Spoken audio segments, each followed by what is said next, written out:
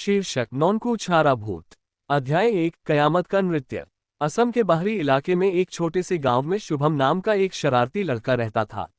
अपनी मूर्खतापूर्ण हरकतों के लिए मशहूर शुभम को एक अजीब शौक था, ईमू फार्म के पास खेतों में बेतहाशा नाचना।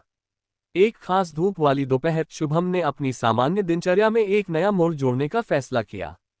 देखने के लिए आसपास कोई न होने पर उसने अपनी कमर को जोर जोर से हिलाते हुए नाचना शुरू कर दिया। उसका नंगा निचला हिस्सा खुली हवा में खुला था। पास में बड़े और जिज्ञासु पक्षियों ईमू का एक समूह शांति से चल रहा था।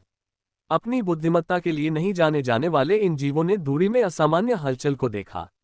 एक खास भूखे ईमू को शुभम का हिलता हुआ अंग हवा में लहराते स्वादिष्ट फल जैसा लगा।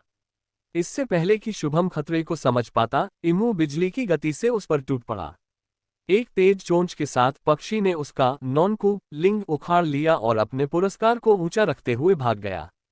शुभम ने डर और दर्द से चीखते हुए देखा कि ईमू घने जंगल में गायब हो गया और सीधे अमेज़न के जंगल की ओर बढ़ गया। अध्याय 2 नॉनकू छारा भूत का अभिशाप। शुभम तबाह हो गया। उसके बाद के दिनों में उसने ईमू का पीछा करने की कोशिश की, लेकिन कोई फायदा नहीं हुआ।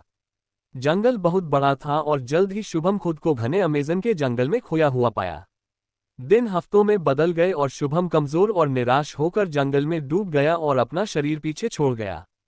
लेकिन मौत अंत नहीं थी।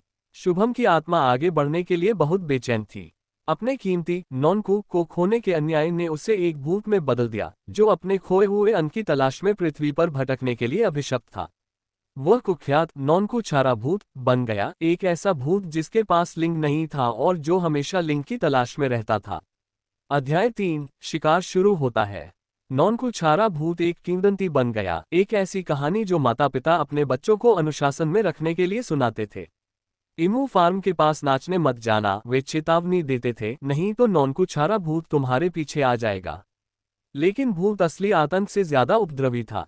शुभम की आत्मा रात के अंधेरे में प्रकट होती, कराहती, लोगों से पूछती कि क्या उन्होंने उसका नॉनकू देखा है। वह खिड़कियों से झांकता, बिस्तरों के नीचे देखता और अपनी हताश खोज में अलमारी तक खंगालता। उसकी भूतिया उपस्थिति भयावह से ज्यादा दयनीय थी और जल्द ही ग्रामीणों को उसकी हरकतें डरावनी से ज्यादा मनोरंजक लगने लगीं। अध्याय 4 भूत का ईमू से सामना। एक रात नॉनकू छारा भूत आखिरकार उस ईमू से भिड़ गया जिसने उसका नॉनकू चुरा लिया था।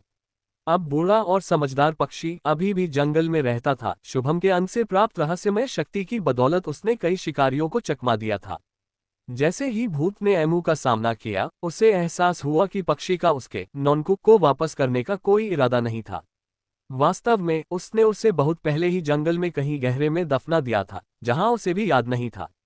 शुभम का भूत वर्षों की खोज से थक गया। उसने फैसला किया कि अब बदलाव का समय आ गया है। वह अपने नॉनकू को वापस नहीं पा सका, लेकिन शायद उसे कुछ शांति मिल जाए। ईमू ने शायद अपराधबोध या सिर्फ भ्रम के कारण उसे एक सौदा पेश किया, उसका शाश्वत साथी बन जाओ और साथ में वे जंगल में घूमेंगे, अनजान यात्रियों के साथ शरारतें करेंगे। अध्याय 5 किंवदंती जारी है। और इस तरह नॉनकू छारा भूत की किंवदंती ने एक नया मोड़ लिया।